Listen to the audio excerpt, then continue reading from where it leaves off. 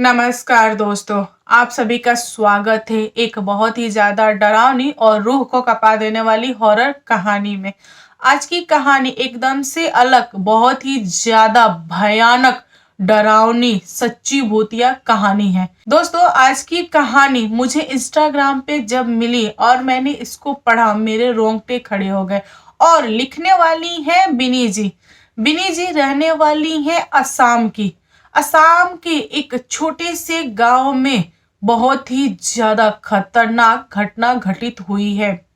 और बिनी जी ने बताया जब उनकी एज थी 15 साल, तब यह भूतिया घटना उनके साथ घटित हुई और आज तक वे इस घटना को भूल नहीं पाई हैं। और यह कहानी बहुत ही पहले की है और पहले के टाइम में सचमुच में भूत सामने से दिख जाते थे।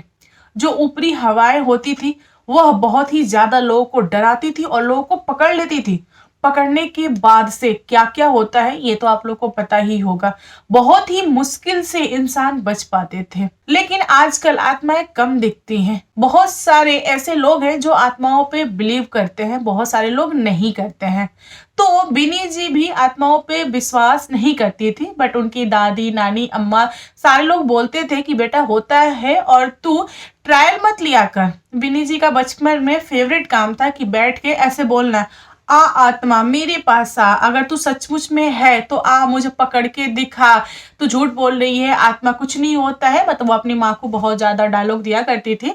बट उनके साथ जब घटना घटित हुई तब उनको होश आया और उन्होंने माना कि यह बहुत ही गलत बात है, हमें किसी आत्मा को खुली चुनौती नहीं देनी चाहिए और बुलाना भी नहीं चाहिए। तो चलिए दोस्तों, कहानी को स्टार्ट करते हैं। कहानी पसंद आएगी तो प्लीज मुझे सब्सक्राइब कीजिएगा। दोस्तों, बिनी जी का जो गांव था वह और उनका स्कूल और उनके मौसी का घर तीनों एक पास में था। मतलब 2-3 किलोमीटर के अंदर ही तीनों जगह था। बिनी जी जब भी स्कूल जाती थी तो उनकी मौसी की लड़की, वो भी सेम स्कूल में पढ़ती थी, वो भी आती थी। तो कोई भी सामान होता था तो बिनी जी अपने माँ से लेके स्कूल जाती थी और अपनी बहन को देके अपने मौसी के घर पे भेज देती थी। एक दिन की बात है, बिनी जी की मौसी ने खबर भिजवाया कि बिनी बेटा तुम मेरे यहाँ आओ और बहुत सारा सामान है, लेके जाओ। तुम्हारी जो छोटी बहन है मैं उसको नहीं दूंगी क्योंकि वह गिरा उड़ा देगी, रास्ते में फूट फाट जाएगा और मुझे अपनी बहन को सामान भिजवाना है। बिनी जी अगले दिन चली गई स्कूल और उन्होंने प्रोग्राम किया कि एग्जाम खत्म होते से ही, मतलब उन लोग का एग्जाम चल रहा था, मैं मौसी के घर चली जाऊंगी और वहां से सामान लेके अपने घर आ जाऊंगी। यह इनका प्रोग्राम बना। बट एग्जाम खत्म होते से ही सारे फ्रेंड्स इकट्ठा हो गए और ये लोग ग्रुप स्टडी करना स्टार्ट कर दिए कि अगला पेपर जो आएगा ऐसा होगा वैसा होगा, मैंने इतना किया, मैंने ये किया, चलो कुछ मिलके पढ़ लेते हैं कल के लिए। तो इन लोगों ने पढ़ाई किया और शाम के हो गए पूरे 4। अब बिनी जी को बेचैनी होने लगा कि अगर मैं मौसी के घर नहीं जाऊंगी तो मौसी बहुत ही चिल्लाएगी और मौसी ने जो भी सामान दिया है वो बोला है कि बहुत ही ज्यादा अर्जेंट है तो अपनी माँ को दे देना। अब इन्होंने दोस्तों को बोला है कि प्लीज मुझे जाने दो, मुझे बहुत सारा काम है, तो हम देख लेंगे, घर पे पढ़ लेंगे। तो दोस्तों ने बोला है कि तू घबरा मत, बहुत समय है, तू बस आधे घंटे रुक जा, हमारा डिस्कशन खत्म हो जाता है, देन तू चली जाना, तेरे लिए ही बोल रहे हैं, कल को एग्जाम में तू क्या लिखेगी, अगर तू फेल हो गई तो। दोस्तों ने बहुत ही ज्यादा डरा दिया और उनको रोक लिया।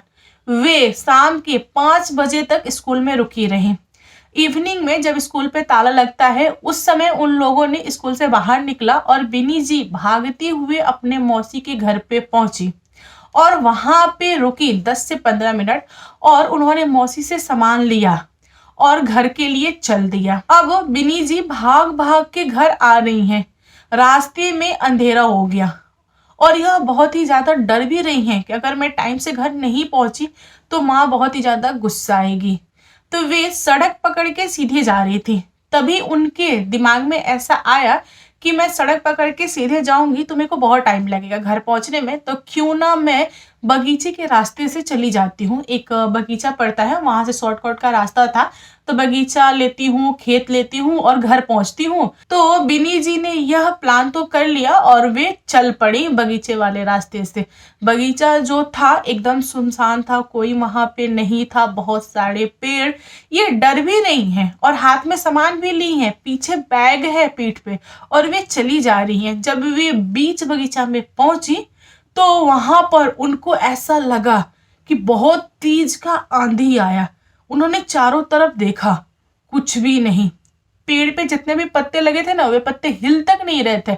फिर भी उनको आंधी होता ना, बहुत तेज का पेड़ झकझोरता है, उस टाइप का साउंड हुआ। अब बेचारी घबराई और वह और तेज भागने लगी। तभी उनको महसूस हुआ कि एक पेड़ बहुत ही तेज का टूट के उनके ऊपर गिरने वाला है। उन्होंने ऊपर देखा, आंखें ऊपर की, तब उनको दिखाई दिया कि कोई भी पेड़ नहीं है। पेड़ जो भी है वो एकदम ऊपर है। वह और थोड़ा तेज भागी और एकदम बीच बगीचा में चली गई। वहां खड़ी होकर चारों तरफ देख रही हैं, कोई दिखाई नहीं दे रहा है, उनके आंख से आंसू गिर रहे हैं। अब बेचारी क्या करे, उनको कुछ भी समझ में नहीं आ रहा है। बेचारी एकदम कांप रही है, रोए जा रही है और चिल्ला रही है, पूछ रही है कौन है, क्यों कर रहे हो ये सब। बेचारी दौड़ के भागने की कोशिश की, तभी उसके सामने अचानक से एक पेड़ आया। अब उनकी धड़कन समझो कि रुक गई। एकदम सामने पेड़, और वह पेड़ को देखी, डरी है और थोड़े से साइड से कट के निकलने की कोशिश की, तभी वही पेड़ और सामने आ गया। अब वह बेचारी तीसरा रास्ता पकड़ने की कोशिश की, फिर से पेड़ सामने आ गया। मतलब जो पेड़ था वह पीपल का पेड़ था, काफी ज्यादा भारी था, इतना मोटा होता ना जो डंठल होता है, उसके साथ पेड़ ऐसे झुक गया था। अब बेचारी को रास्ता ही नहीं मिल रहा है, जाए तो जाए कैसे। बहुत परेशान है लड़की। अब चारों तरफ से भागने की कोशिश कर रही है लेकिन वो भाग नहीं पा रही है।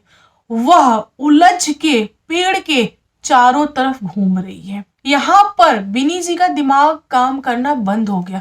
बेचारी बहुत थकी। अब वो धीरे धीरे चल रही है, ऊपर से नीचे तक पसीने छूट रहे हैं, उनको कुछ भी समझ में नहीं आ रहा है। वहीं पर गिर के बेहोश हो गई। अब इधर गांव में घर वाले बहुत ज्यादा परेशान कि बेटी स्कूल गई, वहां से उसको बहन के यहाँ जाना था, बहन के यहाँ से अभी तक नहीं आई है, रात के 7:30 हो रहे हैं, कहाँ चली गई लड़की। अब घर वाले डरे हैं। तो बिनी जी के जो भाई थे, वे बड़े थे, वे गए अपने बहन का पता लगाने। उन्होंने स्कूल में देखा तो स्कूल में ताला लगा हुआ था।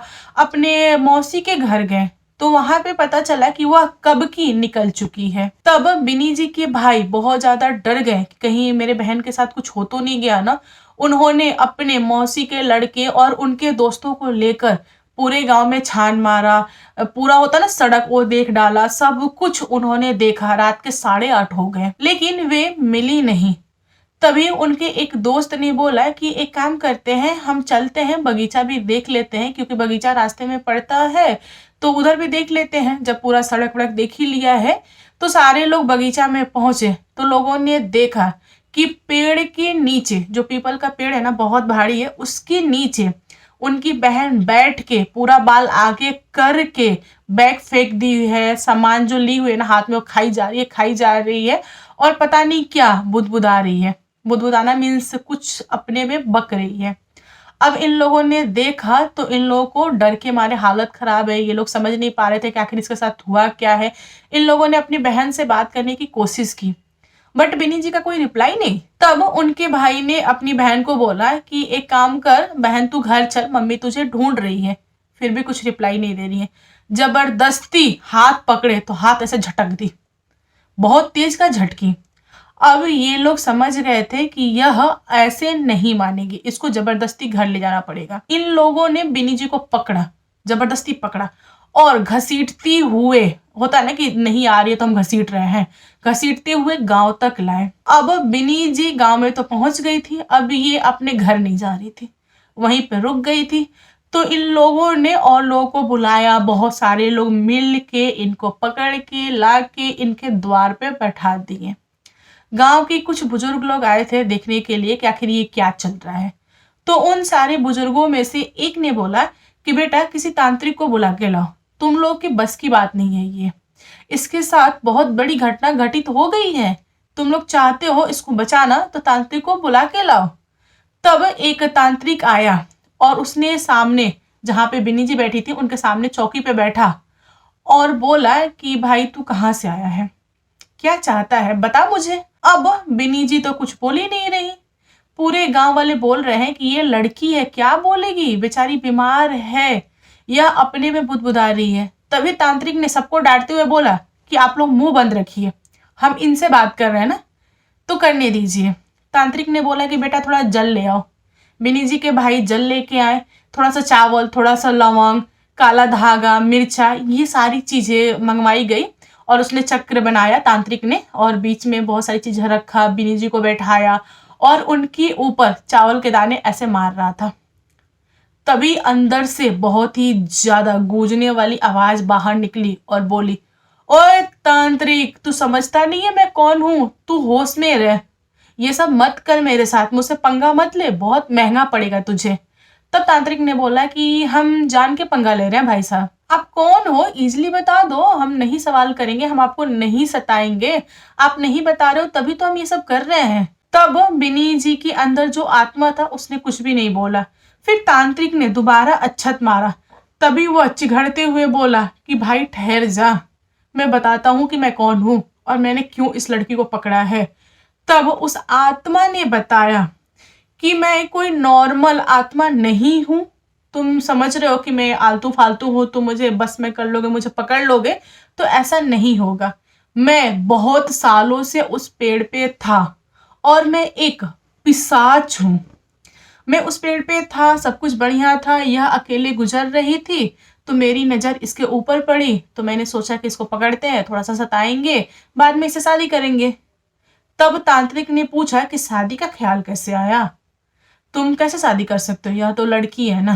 तो उसने बोला उससे क्या हुआ, मैं तो कुछ भी कर सकता हूँ। तब तांत्रिक ने पूछा कि भाई तू डिटेल में बता कि आखिर तू कहाँ से आया उस पेड़ पे, क्यों है, कब से है, किस लिए है, तू कुछ तो बताएगा ना, और तूने कितने लोगों को परेशान किया है। तब उस पिशाच ने बताया कि देखो मैं एक बहुत ही गरीब लड़का था और वो भी एकदम छोटे कास्ट का, लोग मुझे इज्जत भाव वगैरह नहीं देते थे, लोग मुझे ना धुतकार देते थे। एक दिन एक अच्छे घर की लड़की होता ना, जो राजपूत तो खानदान वगैरह की लड़कियां होती हैं, उससे मुझे प्यार हो गया, वो भी मुझसे प्यार करती थी। लेकिन जब मेरे गांव वालों को यह बात पता चली तब उन सारे लोगों ने आधी रात में मुझे इस पेड़ पे लाके टांग दिया और ऐसा दिखा दिया कि मैंने खुद को टांग लिया है। तब से मैं वहीं पे हूँ, मेरी जो आत्मा है वहीं पे है और उस लड़की की शादी कहीं और करा दी है। मैं बहुत तड़पा उसके लिए बट वो मुझे मिली नहीं, मैंने कोशिश भी किया उसे पाने के लिए पर उसके घर वालों ने उसको ना सुरक्षा कवच दे दिया, मीन्स ताबीज वगैरह पहना दिया। वह तो मस्त ऐश कर रही है, मुझे बहुत ही ज्यादा सजा मिली और मैं सजा भुगत रहा हूँ, मेरा कोई दोष नहीं है फिर भी मैं वहां पे हूँ।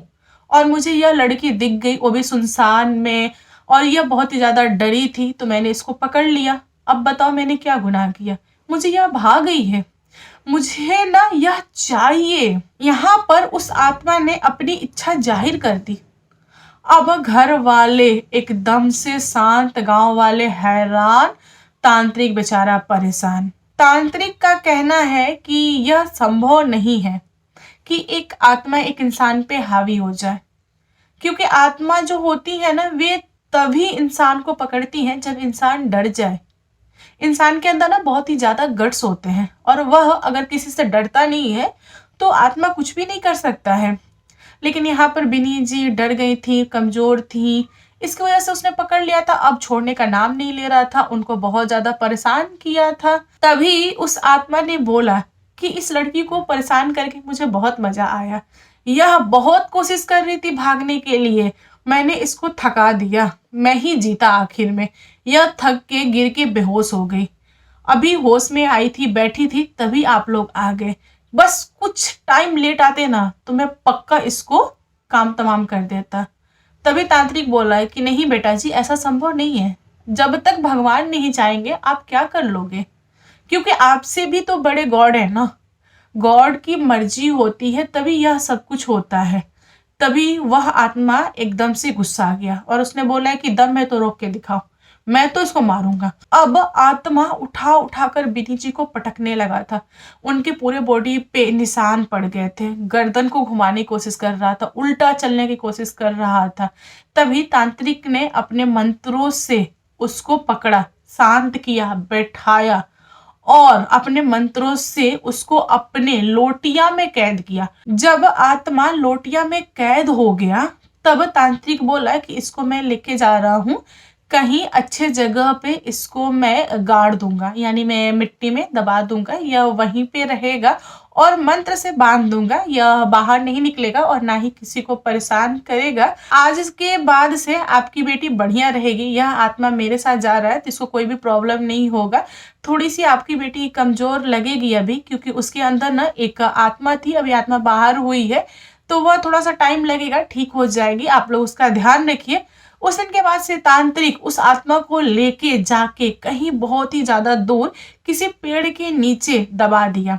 उस दिन से वह आत्मा वहीं पड़ी रही और बिनी जी ने बताया कि यह घटना वे आज तक नहीं भूल पाई।